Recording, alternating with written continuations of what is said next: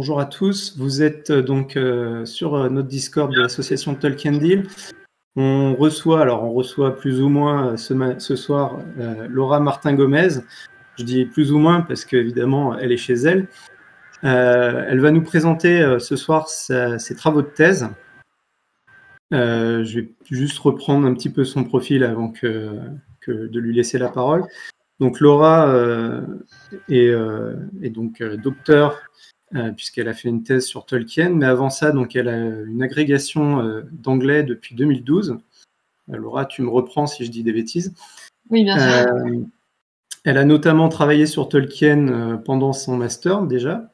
Et puis donc, depuis entre 2015 et 2020, elle a étudié la réception de l'œuvre de Tolkien par ses fans aux États-Unis et au Royaume-Uni et en France entre 1955 et 1992, durant sa thèse qu'elle a faite sous la direction de Anne Besson, qui est professeure de littérature générale et comparée à l'Université d'Artois.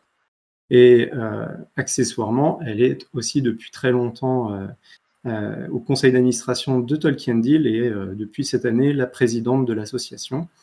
Et donc, elle a gentiment accepté de nous présenter ses travaux de thèse. Je vais donc lui laisser la parole pour une petite heure. Alors, vous pouvez poser vos questions dans le channel écrit événement. Je me chargerai à la fin de son intervention de lui transférer ses questions pour qu'elle vous réponde. Et si vous avez des questions d'ordre plus technique, n'hésitez pas non plus à les poser dans le channel événement. Voilà, donc Laura, je te laisse la parole et je te reprends tout à l'heure après ta présentation. Très bien. Bon, alors du coup, je commence. Donc, bonjour à tous. Le but de la communication d'aujourd'hui est donc de présenter le contenu de ma thèse que j'ai soutenue en novembre et de présenter ses principales découvertes ou les principaux bilans, conclusions tirées à la suite de ce travail.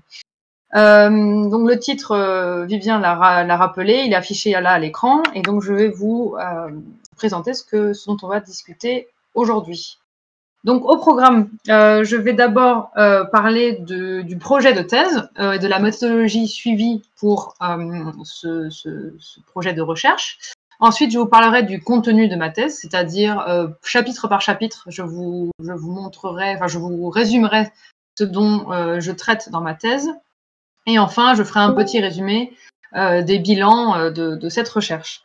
Alors, un avertissement pour tous ceux qui ne connaissent pas mon travail déjà.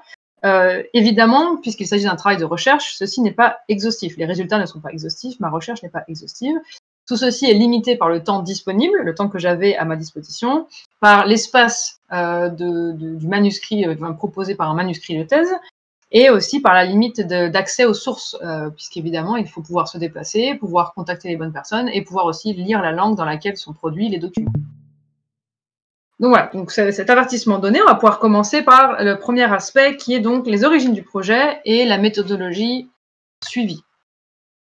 Donc tout d'abord, un petit contexte. Alors Vivien a déjà donné quelques éléments, mais je vais préciser d'un point de vue plutôt personnel ce pourquoi je suis arrivée à ce projet. Alors je me rends compte que j'ai oublié un point d'interrogation.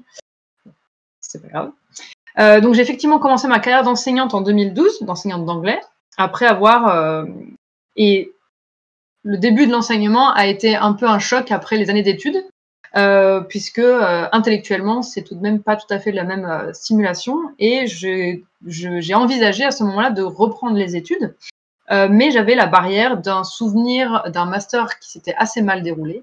Et donc ma première expérience de recherche n'était pas extrêmement positive. Mais ayant été fan active dans les communautés de fans de Tolkien depuis 2003, j'étais tout de même curieuse des expériences des gens et puis des fans eux-mêmes en tant que participante dans ces communautés. Et je me suis dit que travailler sur la réception de l'œuvre de Tolkien pouvait être un sujet de recherche intéressant. Donc, suite à des discussions avec plusieurs chercheurs en France comme Léo Carruthers, Vincent Ferré, ils m'ont redirigé vers Anne Besson qui passait justement cette année-là son habilitation à diriger des recherches, qui est je ne sais pas si c'est un diplôme, il me semble que oui, qui permet à des enseignants et chercheurs à l'université de devenir encadrants de thèse. Et donc, après 1 an de préparation ensuite pour ma candidature pour être doctorante, j'ai finalement obtenu donc une inscription en thèse de littérature comparée en 2015, et il m'a donc fallu 5 ans de travail pour aboutir à la soutenance. Alors, le projet a évolué. Comme tout projet de recherche, il évolue au fur et à mesure du temps. Tout d'abord, j'étais partie sur la réception par les lecteurs de Tolkien. Et puis, il est apparu il serait plus efficace de le restreindre aux fans. Pourquoi? Parce que les fans sont ceux qui laissent des traces de leur réception, ce sont ceux qui écrivent, ce sont ceux qui créent des choses et qui donc laissent des traces, qui est plus simple d'approche que des lecteurs qui ont une lecture de l'œuvre souvent plus intime. Au départ aussi, je souhaitais travailler d'un point de vue des bornes chronologiques jusqu'à l'apparition des adaptations de Peter Jackson en 2001.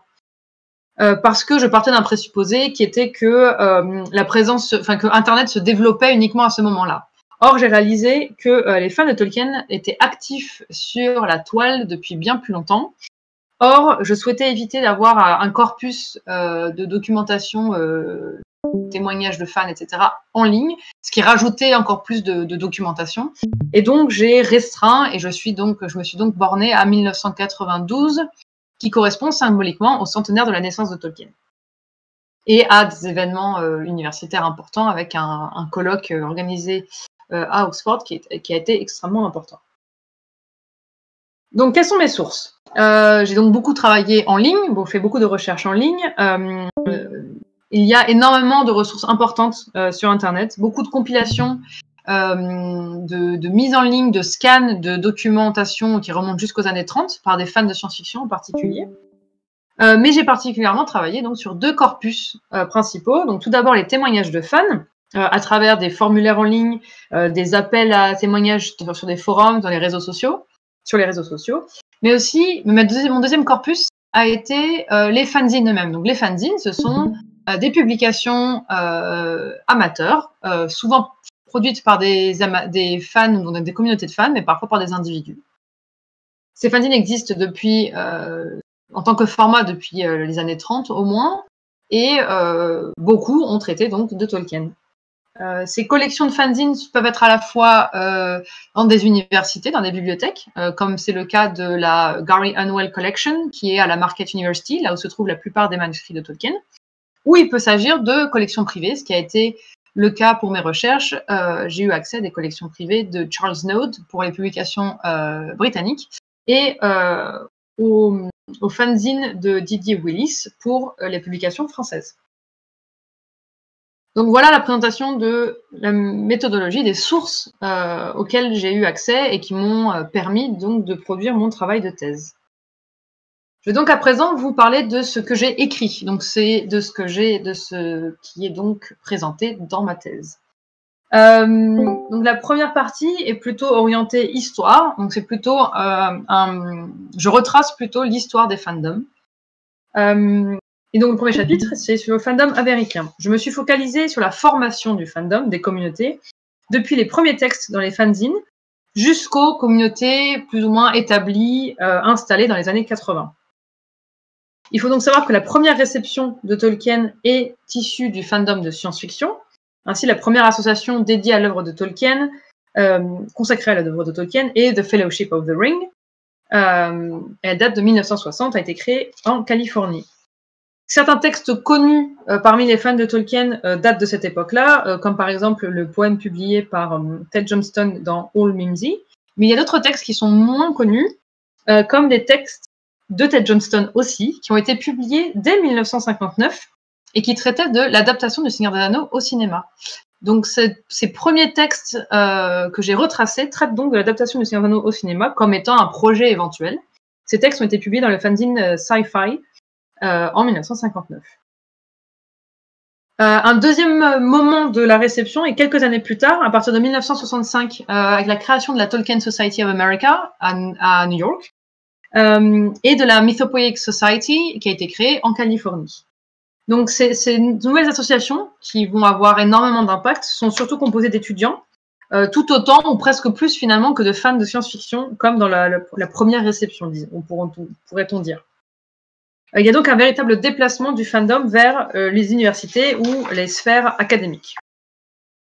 Donc là, on est en 1965-68, et du coup, à partir des années 70, on a une véritable diversité des structures, c'est-à-dire qu'on a toujours des structures importantes, quasi académiques, mais pas tout à fait, et à côté, on a énormément d'autres structures, associatives ou non, comme l'American Hobbit Association, American Tolkien Society, mais on a aussi la National Organization of Tolkien, des groupes étudiants, des groupes de lecture, et on a même un groupe à tonalité assez dissonante parmi tout cela, qui est la National Tolkien League, qui était extrêmement sélective.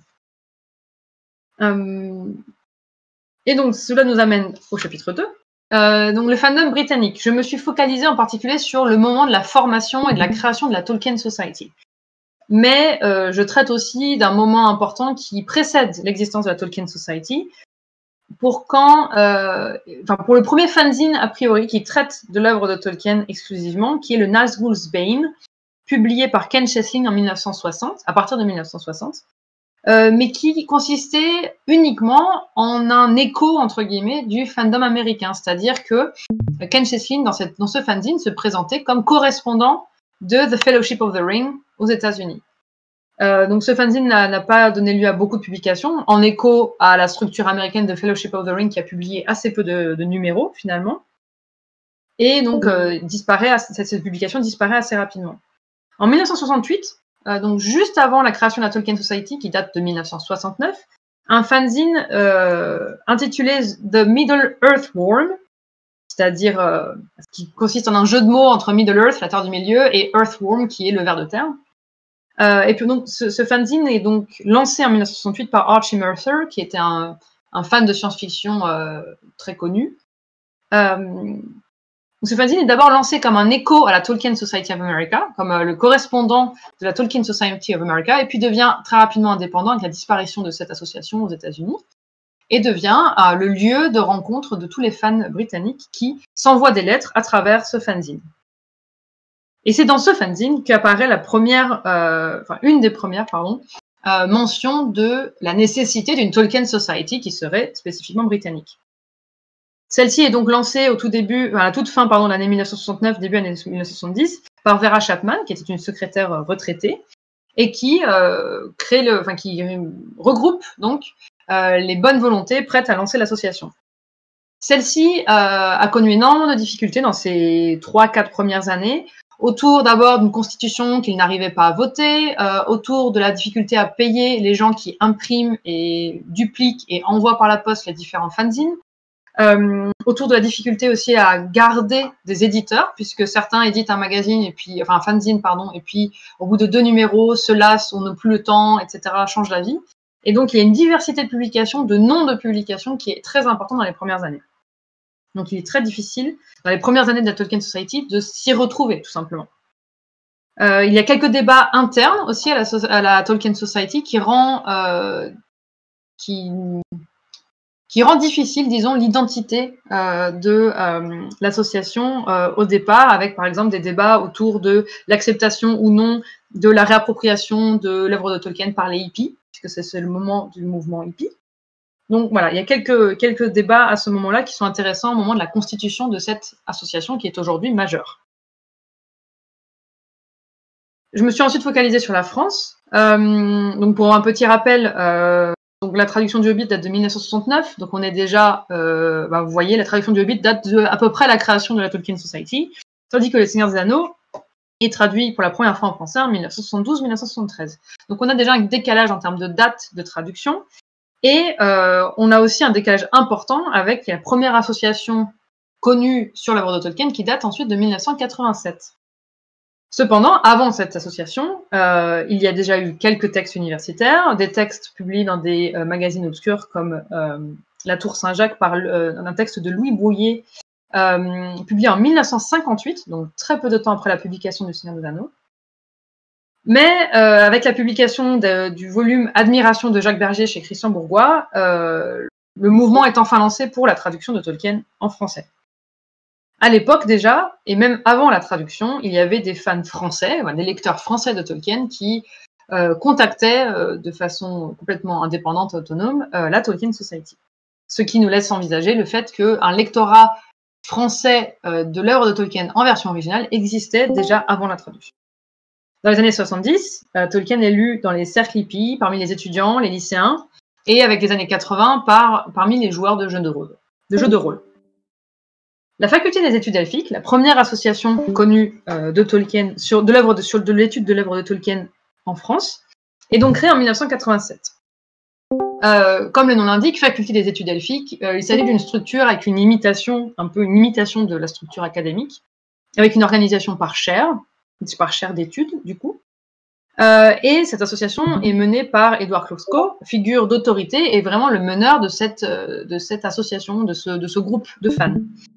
L'association produit plusieurs fanzines, organise plusieurs événements, mais il existe assez rapidement un fossé qui semble grandissant entre les actions d'Edward Kloczko, son érudition, ses volontés et les attentes des membres de l'association, qui sont un public en général beaucoup plus novice par rapport à l'œuvre de Tolkien, à leur connaissance de l'œuvre de Tolkien, disons. Et donc, pour terminer cette première partie, le chapitre 4 consiste en une synthèse qui permet de comprendre quelles sont les similitudes et les différences dans leurs grandes lignes entre trois fandoms nationaux. Donc, chaque pays a des spécificités de structure et de chronologie qui sont évidemment dépendantes de l'histoire éditoriale, entre autres. Mais ce qui ressort malgré tout, c'est avant tout des ressemblances. Une première chose qui ressort est l'importance du bénévolat, l'importance du rôle des bénévoles parmi ces communautés de fans. Les individus jouent un rôle primordial, ainsi que, en deuxième lieu, les contraintes matérielles. Si ces contraintes sont un peu réduites aujourd'hui, il faut comprendre qu'à l'époque, il était extrêmement complexe de produire un fanzine. Il fallait avoir une machine à écrire, il fallait pouvoir dupliquer les textes, il fallait pouvoir les agrafer, les mettre à la poste, etc. etc. Donc les contraintes matérielles étaient très fortes. On constate à travers les 3 pays à l'étude qu'il y a des activités qui sont similaires, les activités de lecture, de créativité, l'intérêt pour les écritures comme les tengwa ou les langues inventées, les activités comme les quiz, la mise en place de conventions, de costumes ou de certaines célébrations à des dates symboliques. Les structures sont aussi similaires. On retrouve le même type de structure, comme les groupes de lecture, comme les groupes lycéens ou étudiants, comme les groupes à intérêt spécifique, comme les langues inventées, par exemple, ou des structures plus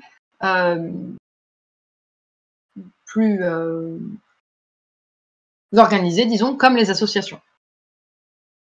Et donc, il semblerait bien que l'expérience de fans à l'intérieur des communautés soit assez similaire dans chaque pays à l'étude. Et donc, cela nous amène à la deuxième partie, qui propose une approche un peu plus littéraire, ou disons un peu plus proche des individus, des fans, en tant qu'individus, plutôt que d'une approche plus historique. Donc, tout d'abord, j'ai travaillé sur le moment où le fan devient fan. D'abord, il y a le moment où on découvre Tolkien. Il s'agit d'une expérience immersive où le contexte joue un rôle important. Donc ce contexte peut être une rencontre au hasard dans les rayons d'une bibliothèque, ça peut être le fait de se le faire offrir par un membre de la famille, ou par un ami, ou prêté. La première lecture est vécue par les fans comme une expérience marquante, comme un moment de basculement d'une première partie de sa vie à une deuxième partie de sa vie. Les émotions sont extrêmement importantes dans les témoignages de fans. Et en particulier, ce qui était intéressant de remarquer, c'est la synesthésie dans laquelle semble se rejoindre la plupart des fans. Beaucoup mentionnent le visuel, les illustrations, les couvertures. Beaucoup mentionnent l'ouïe, puisque beaucoup découvrent Tolkien à travers la lecture de membres de la famille, par exemple. Ou le toucher des pages, l'odeur d'un vieux livre, quand il s'agit d'un achat, par exemple, dans une librairie d'occasion, etc., etc. Les identités de fans, à partir de ce moment où on découvre Tolkien, sont définies par Matt Hills, un spécialiste des fan studies, comme des trajectoires, avec un point de départ que l'on pourrait appeler transformation ou transfert. Transformation, c'est-à-dire que l'identité de la personne se retrouve transformée. Donc c'est ce que je disais dans cette idée de un moment 1 dans la vie et un moment 2 après la découverte de Tolkien. La trajectoire peut aussi être considérée comme étant un transfert. On peut être fan d'une autre œuvre, d'un autre type, du genre de la science-fiction, et puis devenir fan de Tolkien. À travers les témoignages que j'ai étudiés, il m'a semblé aussi qu'il y avait un troisième type de trajectoire qui est celui de l'identité de fan qui est héritée. Énormément de fans témoignent de la manière dont le rôle familial, dont la famille a pu influer la passation de la passion pour l'œuvre de Tolkien. Et donc, on constate aussi une trajectoire très classique entre la lecture solitaire au plaisir du partage dans la communauté, avec une importance de l'autodésignation comme étant fan, un mot qui est beaucoup utilisé, mais parfois désapprouvé par certains membres des communautés. Ensuite, j'ai travaillé donc sur les identités de fans, les différentes manières finalement d'être fan. Donc différentes manières d'interagir avec l'œuvre de Tolkien. Donc tout d'abord, en ce qui concerne l'interaction avec les ouvrages, disons, j'ai utilisé une typologie proposée par Christian Lebar lorsqu'il travaillait sur les fans des Beatles. Il propose d'abord la catégorie être, qui est celle du lecteur érudit qui se ressent lecteur et passionné par l'œuvre de Tolkien. Le fan qui est dans la catégorie avoir, et dans cette catégorie, et puis évidemment, on peut associer à cette catégorie les collectionneurs en particulier, et une catégorie qui serait faire. Et faire, on peut y associer évidemment toute personne qui fait preuve de créativité face à l'œuvre de Tolkien. Ou créativité comme les poèmes, les œuvres artistiques ou les costumes, par exemple. Parmi ces identités de fans et ces identités de fans au sein des communautés, il est important de constater qu'il y a de nombreuses rivalités. Elles peuvent être plutôt légères, comme à travers un quiz, comme celui qui aura lieu juste après cette présentation, comme avec les affirmations ou les questions très récurrentes comme savoir qui a lu le plus de fois Le Seigneur des Anneaux, par exemple, ou qui a le plus de livres de Tolkien. Ces rivalités peuvent être aussi entre les fans érudits qui ont beaucoup lu et les fans novices qui découvrent l'œuvre de Tolkien, ou encore entre les anciens membres d'une communauté, ceux qui sont présents depuis longtemps dans une communauté, et les fans qui viennent d'arriver dans la communauté. Ces rivalités, amitiés ou tensions sont aussi présentes avec d'autres sphères de la réception de l'œuvre, comme le monde médiatique, le monde universitaire ou d'autres types de fandom. Dans mon corpus, ce qui ressort dans l'ensemble est une forme de cohésion sociale. Il y a une mixité une quasi-mixité parmi donc, les genres, hommes-femmes, mais il s'agit surtout d'une population éduquée caucasienne, blanche. La différence majeure que l'on retrouve dans les communautés de fans est la diversité des âges. On retrouve toujours, et évidemment cette différence ne fait que grandir, des fans extrêmement jeunes et des fans d'âge mûr, tout simplement. J'ai donc déterminé 4 postures principales du fan. La posture épistémique, le fan qui a soif de connaissances. La posture mimétique, le fan qui souhaite reproduire Le Seigneur des Anneaux. La posture ludique, le fan qui souhaite jouer avec Le Seigneur des Anneaux. Et enfin la posture sociale, le fan qui souhaite partager sa passion de la Terre du Milieu. Évidemment, le rapport avec l'auteur et l'œuvre littéraire de Tolkien est spécifique, avec une question délicate et qui est délicate depuis longtemps, la question du culte, avec l'usage d'un vocabulaire parfois religieux, le vocabulaire de la conversion par exemple, qui parfois frise la vénération pour l'auteur. Donc cette relation avec l'auteur et avec l'univers est particulièrement importante puisque l'univers est considéré comme complet, comme clos, et il est apprécié pour cela. Cette particularité amène la production de 2 types de textes très différents, que l'on appelle les textes à vision interne et les textes à vision externe. Et je suis sûre que vous êtes tous déjà tombés sur des textes, vous avez tous déjà lu des textes à vision interne ou des textes à vision externe. La vision interne est celle du texte qui considère que la Terre du Milieu est un lieu réel, à traiter comme tel, tandis que les textes de vision externe considèrent la Terre du Milieu, les textes de Tolkien, comme des textes de littérature. Ensuite, je me suis penchée sur les discours de fans.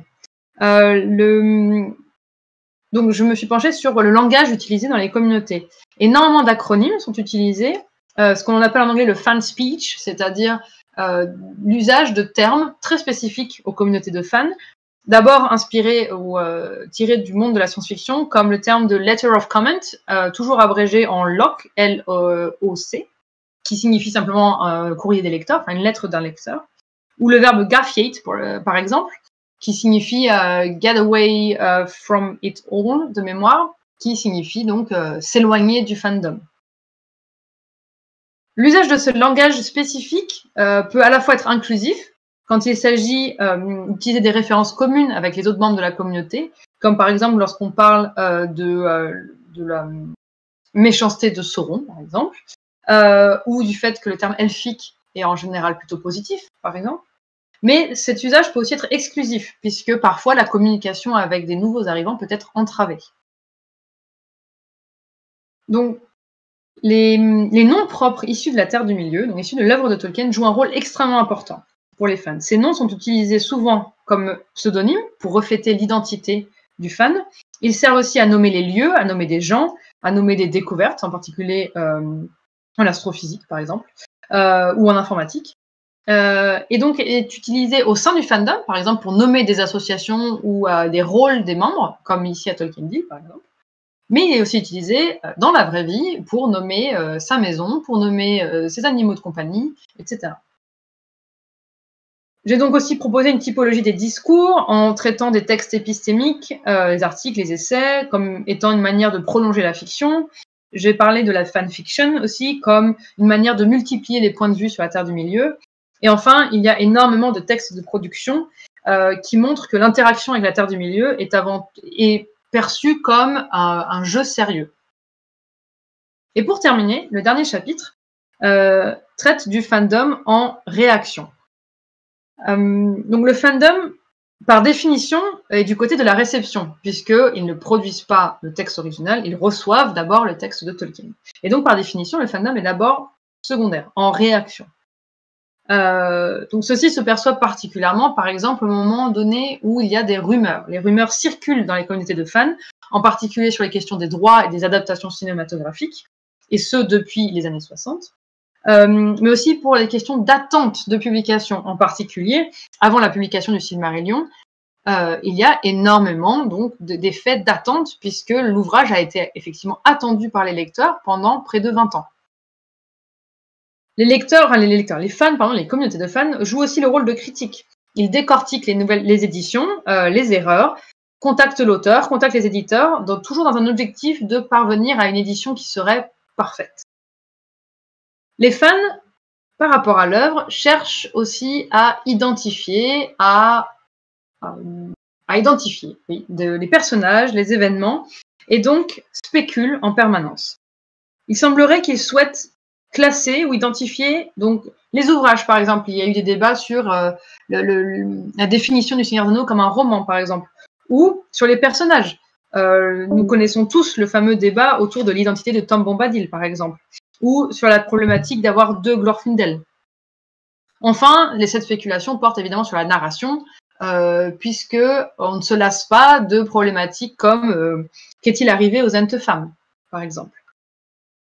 Les fans interprètent aussi l'œuvre de Tolkien, d'abord comme la Terre du Milieu étant un miroir de notre monde. Donc, il s'agit de commentaires politiques ou sociaux, même si ceux-ci sont assez peu représentés parmi les analyses de fans. Ce qui est surtout représenté, ce sont des analyses de la Terre du Milieu, donc des œuvres de Tolkien, comme étant un produit littéraire. Il y a là donc des éléments d'analyse interne, comme je disais précédemment, avec la Terre du Milieu considérée comme création à part entière, ou les œuvres de Tolkien, et donc la Terre du Milieu, considérée comme œuvre littéraire, et dans ce cas, il y a énormément dans ce type de publication, il y a énormément de recherches autour des sources et des influences de Tolkien.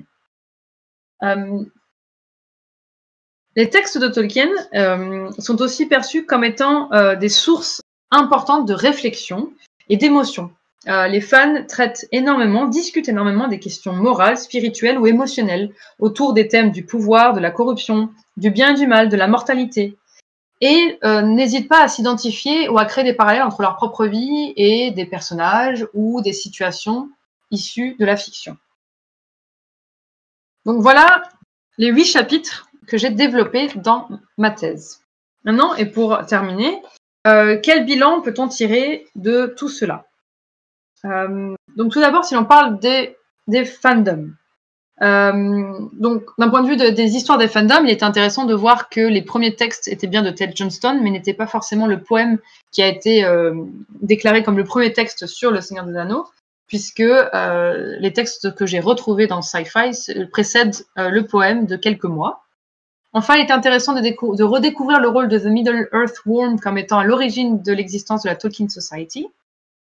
Et il était intéressant aussi de découvrir qu'il y a une véritable constellation de lecteurs français, même avant la traduction ou même avant l'existence des communautés. Enfin, il était intéressant de constater l'importance de la position, de ce que j'ai appelé la position de compromis, ou middle way en anglais. C'est une manière pour les communautés d'essayer d'intégrer tout le monde et de traiter la plupart des sujets, tout en évitant les questions controversées. Les expériences de fans, il me semble que c'est un aspect qui gagnerait à être développé, travailler sur les sentiments, les sensations par rapport à l'expérience de lecture de l'œuvre de Tolkien. Le rôle de la famille me semble aussi très important, en particulier dans le monde anglophone, mais aussi dans le monde francophone, avec une notion vraiment d'héritage de la passion pour l'œuvre de Tolkien. Il y a aussi la question donc du hasard. Il y a un véritable thème qui revient dans les témoignages de fans avec cette idée de hasard de la découverte ou au contraire de prédestination à la découverte de l'œuvre de Tolkien. Il y a aussi évidemment cet équilibre difficile avec les autres sphères de réception, avec un équilibre donc précaire avec les autres sphères, ce que je disais, pardon, les médias, l'université, etc. Et il me semble qu'il y a la nécessité aujourd'hui de reconnaître l'importance et le rôle primordial des rivalités, des hiérarchies internes au sein donc des communautés de fans. Pour terminer, les fans et la fiction, il me semble qu'il est important de constater le rôle de la nomenclature, les noms propres de la Terre du Milieu, mais aussi de la manière dont les fans se relationnent à l'œuvre, les différentes postures. Et enfin, il est important, il me semble, de constater à quel point la quantité de textes produits, et donc de textes étudiés dans ma thèse, nous permettent de mettre en lumière ce qui intéresse les fans chez Tolkien, ou dans l'œuvre de Tolkien. Et donc, pour conclure, qu'est-ce qui vient ensuite, disons, à venir? La première étape pour moi va être d'actualiser un petit peu certaines données, de rajouter certains éléments qui m'avaient échappé ou que je n'ai pas pu dire dans la thèse, mais qui me semblent aussi intéressants. Reformuler tout ce contenu dans l'objectif de publier donc, ce travail sous forme de livre, qui sera publié ensuite. La deuxième étape serait de pouvoir poursuivre mes recherches. Alors, j'ai mis si possible, tout dépendra de mes opportunités de carrière dans la suite. Il y a énormément de possibilités en termes de recherche. Il sera intéressant, par exemple, de travailler sur d'autres pays ou d'autres aires culturelles. J'aimerais particulièrement travailler sur la réception de Tolkien en Espagne, puisqu'elle est complètement différente et elle précède la réception française, alors qu'un argument assez classique pour le retard, entre guillemets, de la réception de l'œuvre de Tolkien en France a été de dire que c'était parce que c'était un pays latin. Or, la France et l'Italie, d'ailleurs, témoignent que ce n'est pas le cas, qu'il y a une réception vraiment différente. Il va me falloir aussi, évidemment, travailler sur une période plus récente. Il sera primordial de se pencher sur toute la période du XXIe siècle, les 30 dernières années, enfin les 20 dernières années et ce qui précède aussi un petit peu. Et enfin, j'aimerais vraiment pouvoir travailler aussi sur le rapport ou l'expérience vraiment des fans par rapport à l'œuvre de Tolkien. Par exemple, pourquoi et comment est-ce que cela devient une passion à vie, que c'est souvent le cas, et pourquoi ou comment la mémoire, le souvenir de la première lecture, de la première découverte, marque parfois à vie les fans de Tolkien. Donc voilà de nombreuses pistes de choses que je pourrais explorer pour la suite. Et donc, je vous remercie de m'avoir écouté aujourd'hui. Merci beaucoup pour ta présentation, Laura. Je te propose maintenant, c'est que je te pose quelques questions qui ont été posées par les spectateurs. Alors, pour commencer, par une question par Irvine qui te demande ton sujet de master, donc une expérience qui apparemment a été décevante d'après ton introduction, était-il en lien avec Tolkien? Alors oui, mais puisque juste comme les fans de mon étude, je suis un peu monomaniaque. Pas tous, évidemment, c'est un exemple. J'ai donc travaillé sur Tolkien, oui, pour mon Master 1 et pour mon Master 2. Simplement, pour des raisons d'inscription administrative, je devais travailler en civilisation plutôt qu'en littérature. Et j'ai donc dû choisir des sujets dans lesquels j'ai pu intégrer Tolkien au chausse-pied, disons. Mon premier sujet de Master 1 était l'impact de Tolkien sur les programmes de l'étude de l'anglais à l'université d'Oxford, enfin l'impact de Tolkien et de C.S. Lewis dans les modifications des programmes d'études des étudiants à Oxford.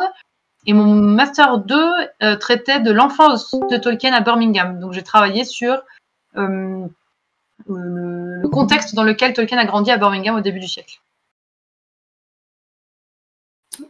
Merci. Alors, si je ne dis pas de bêtises, il y a un de tes mémoires qui est en ligne sur le site. Hein. Oui, mon mémoire de Master 2, rédigé en français, est disponible sur Tolkien Deal. Voilà, donc on pourra vous mettre le lien dès qu'on le retrouvera. Autre question de Cécile qui te demande s'il y a des dynamiques similaires dans d'autres fandoms. Alors, certainement. Je pense que pour tout ce qui est bénévolat, hiérarchie, rivalité, etc., je pense que ça se retrouve absolument partout, mais que c'est malgré tout intéressant de le dire et de se pencher dessus. Après, il y a énormément d'autres types de dynamiques que je ne saurais... Tout ce qui est le rapport à la fiction, le rapport à cet univers clos, la vision interne et externe, par exemple. Je ne sais pas à quel point cela se retrouve ailleurs. J'imagine, par exemple, que dans le fandom de Harry Potter, ça doit être assez similaire.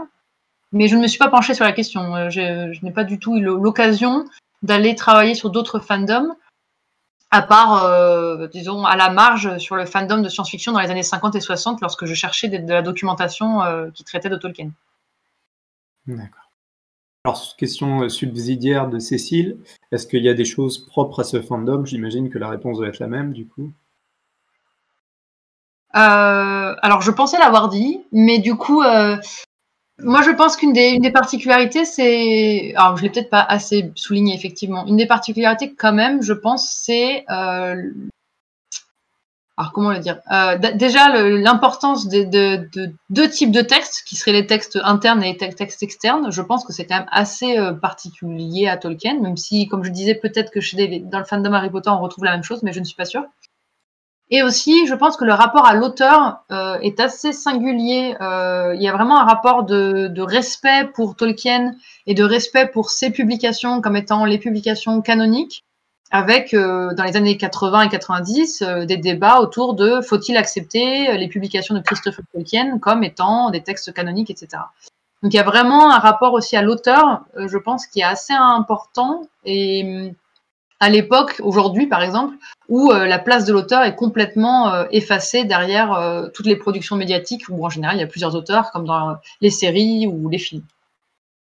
Alors justement, parfaite transition, pardon. Jules Varensta te pose la question de savoir comment se déroulait le texte qui traitait d'une potentielle adaptation, pardon. Est-ce que Opération Ringslord était mentionnée et est-ce que les conclusions de ce texte incluaient une trilogie, voire une série télé? 3 questions en une. Alors, je ne connais pas la référence Operation Ringslord, donc je veux bien avoir plus d'informations. Non, moi non plus, je ne connais pas. Mais ce qui est sûr, c'est que ce n'était pas mentionné, en tout cas, dans les textes. Alors, je n'ai eu accès qu'aux volumes 3 et 4. Je n'ai pas eu accès aux deux premiers parce qu'ils n'étaient pas dans la bibliothèque universitaire qui avait les textes 3 et 4, disons les volumes 3 et 4, ou épisodes 3 et 4 plutôt. Ces textes-là étaient assez singuliers. C'est Ted Johnston qui se propose de filmer lui-même Le Seigneur des Anneaux après avoir monté un studio et gagné des millions. Et donc, il explique comment il mettrait en scène, qui est-ce qu'il filme, quels acteurs il recruterait, à quels endroits il filmerait, etc. Donc, c'est une espèce de projection de la part de l'auteur sur son film idéal, le film qu'il souhaiterait avoir, et le film qu'il souhaiterait tourner lui-même. Donc, il évoque vraiment des films. Alors, est-ce qu'il évoque plusieurs épisodes? J'ai un doute. Il faudrait que je relise les textes. Ce qui est certain, c'est qu'il envisage de le filmer lui-même après avoir gagné beaucoup d'argent.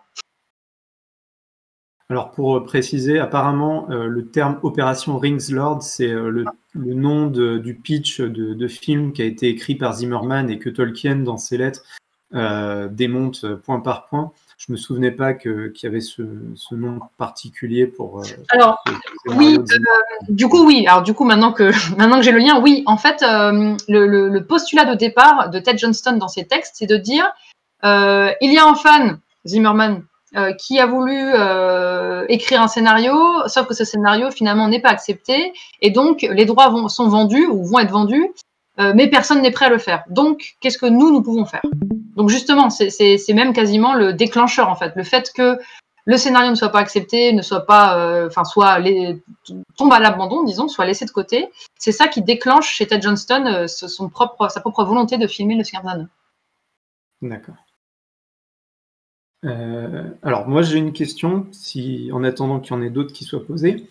J'ai le sentiment, quand on regarde un peu le fandom américain et anglais, qu'il y a une liaison beaucoup plus poussée entre le monde académique et le monde vraiment du fandom, qui n'existe pas ou qui n'existait pas au début avec le fandom français. Alors même que tu disais, la fée, elle s'est créée autour d'une forme presque académique avec des chaires qui étaient des pseudo-chaires. Et je trouve assez intéressant de voir qu'en fait, les universitaires ne sont pas rentrés dans le fandom français, même encore maintenant, c'est assez limité. Et est-ce que tu sais pourquoi? Est-ce que tu as ou alors des suppositions, des hypothèses, pourquoi il y a une telle différence? Alors déjà, je pense que ce qui est intéressant de voir, c'est qu'au niveau américain, c'est effectivement une espèce d'association qui s'est faite très vite et de façon très importante entre l'université en général et les fans de Tolkien. C'est-à-dire que dès les années 60, il y avait des événements sur les campus qui étaient organisés par des employés du campus, pas forcément des enseignants, mais des employés du campus ou des étudiants. Et que du coup, depuis les années 60, on a effectivement un lien très étroit aux États-Unis entre le monde académique et le monde, en tout cas le monde étudiant, disons, et en parallèle académique, et les fans. En Angleterre, ce n'est pas tout à fait pareil. Alors, autant aujourd'hui, je pense qu'effectivement, on a la sensation que c'est assez similaire, autant dans les années 70 ou 80, ce n'était pas le cas. Je pense un élément un peu symptomatique, un exemple un peu symptomatique est celui de Tom Shippey, qui a publié en 1982, je crois de mémoire, The Road to Middle Earth, donc une des premières monographies écrites par un Anglais, une des premières, hein, pas la première, très importante et fondamentale dans l'affirmation de Tolkien comme l'œuvre de Tolkien comme étant une œuvre importante du XXe siècle. Et ce Tom Shippey était fan de Tolkien depuis des années, mais n'a pas participé pendant presque 20 ans pendant plus de 10 ans, les 10 premières années de la Tolkien Society, il n'y a pas participé. Or, il était fan de Tolkien, or, il en connaissait l'existence, mais il n'a commencé à créer des liens avec l'association que lorsqu'il avait publié, après la publication de sa monographie. Donc moi, il me semble quand même qu'en Angleterre, le lien avec le monde académique se fait, entre guillemets, a posteriori, qu'il y a quand même un décalage un peu plus, voilà, un peu plus existant, simplement. Quant à la France, je pense qu'en France, en règle générale, et le monde universitaire français en particulier, est très à cheval sur les catégories. Et que Tolkien ne rentrant pas tout à fait dans les différentes catégories universitaires, ce n'est pas quelque chose qui est forcément souhaitable à étudier. Je pense que la culture populaire en France commence seulement depuis une vingtaine d'années à être un sujet d'études universitaires recommandé ou recommandable, tout simplement. Et que donc c'est très récent. Ouais, d'accord. Donc on peut espérer avoir la même chose dans quelques dizaines d'années. Donc c'est moi l'impression que cela me donne, et finalement j'en suis un exemple, mais bon, je ne sais pas si c'est un bon exemple, mais c'est pour ça que je posais la question, effectivement. Donc on peut imaginer que d'ici 10 à 20 ans, ce ne soit pas choquant d'être à la fois membre d'une association de fans et à la fois universitaire. Très bien, merci. Alors, autre question de Cécile, une nouvelle fois. qui est une double question. Est-ce que l'entrée dans le fandom par le biais de la musique a été étudiée et inversement, l'impact de l'œuvre de Tolkien sur la musique? Alors, l'impact de l'œuvre de Tolkien sur la musique, oui. Alors, je ne sais pas si des articles, enfin, si, il y a des articles, mais je ne sais pas à quel point il y a des articles englobants, disons. Mais oui, il y a énormément d'études sur la place, les références à Tolkien dans la musique. Encore mardi, j'ai assisté à une conférence par Monica Sanz en espagnol, organisée par la Tolkien Society espagnole, qui parlait de la présence de Tolkien dans le métal, etc., etc. Donc ça, c'est un sujet qui est très étudié, enfin très étudié, en tout cas qui est bien connu. En revanche, l'arrivée à Tolkien par la musique, je ne pense pas que ce soit, enfin, je ne sais pas si cela a été étudié. En tout cas, parmi tous les témoignages que j'ai eus, je n'ai pas eu cet exemple. J'ai eu des exemples d'arrivée à Tolkien par le jeu vidéo, par les jeux de rôle, par les jeux de société parfois, ou par la lecture, par la découverte des audios, enfin des lectures enregistrées par exemple. Mais je n'ai jamais eu d'évocation de la musique comme étant un vecteur de découverte de l'œuvre de Tolkien. D'accord, merci. Alors, est-ce qu'il y a d'autres questions si vous en avez, hein, posez-les à l'écrit dans le chat écrit événement, s'il y en a encore. Moi, j'ai une autre question à te poser.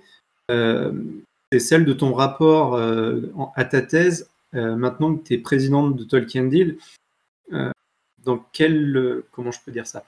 Est-ce que tu as appris des choses qui vont te servir dans la gestion de l'association? Est-ce qu'il y a des choses qui te permettent de t'asseoir dans la position de présidente de l'asso?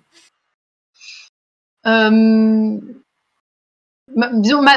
pense plutôt que c'est dans l'autre sens. Je pense plutôt que finalement mon expérience, alors pas en tant que présidente du coup, mais en tant que membre actif ou en tout cas membre présent d'une association, donc d'une communauté de fans depuis maintenant beaucoup d'années, c'est au contraire, ça a été au contraire une source d'hypothèses que j'ai pu vérifier à travers les corpus que j'ai étudiés. Donc c'est plutôt à l'inverse, c'est ma participation en tant que fan dans les communautés qui, je pense, m'a permis d'avancer beaucoup plus vite dans les analyses en constatant qu'il y avait des dynamiques qui revenaient constamment et qui sont les mêmes depuis 70 ans dans les communautés. Dans l'autre sens, le fait d'avoir pu terminer ma thèse et à la fois maintenant d'être présidente de Tolkien Deal, j'espère pourra conforter une image qui est déjà existante d'associations tout à fait sérieuse. Je pense que là-dessus, il n'y a pas de doute, mais c'est peut-être quelque chose qui pourra conforter cette image, disons. D'accord, merci.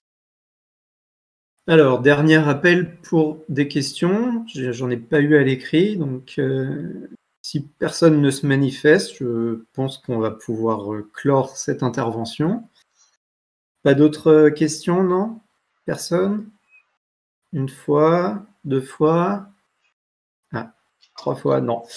Bon, bah écoutez, je vous remercie tous d'avoir été présents. Merci Laura pour cette présentation. Et moi, je vous dis à la prochaine pour une autre session d'interview ou d'intervention avec quelqu'un. Merci Laura pour ton intervention. Pardon.